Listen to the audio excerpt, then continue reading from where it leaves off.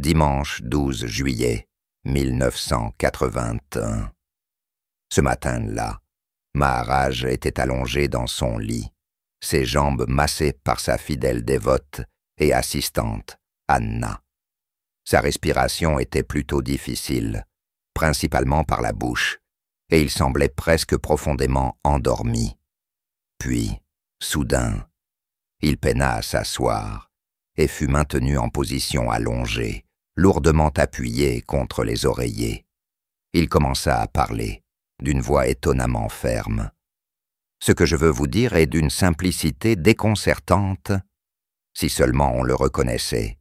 Et le plus amusant, c'est qu'il ne peut être reconnu que si l'auditeur est totalement absent. Alors, seule la reconnaissance demeure, et vous êtes cette reconnaissance. La manifestation se manifeste à travers des millions de formes. La conscience fonctionne à travers chaque forme.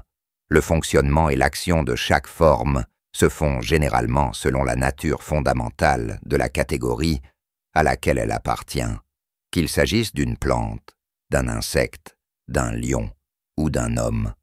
Il n'existe pas deux êtres humains identiques, car les permutations et combinaisons de millions de nuances, des 8 aspects, c'est-à-dire les 5 éléments fondamentaux et les 3 gunas, donnent naissance à des milliards et des trillions de formes, dont la nature est unique.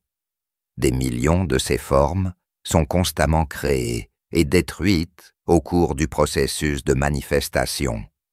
Une perception claire de ce processus de manifestation s'accorde avec la compréhension que A.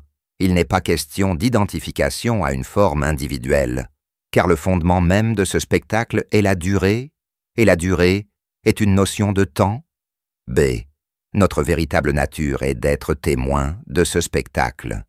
Il va sans dire que ce témoignage ne peut avoir lieu qu'aussi longtemps que le spectacle continue, et que le spectacle ne peut continuer qu'aussi longtemps qu'il y a conscience, et qu'il faut comprendre tout cela.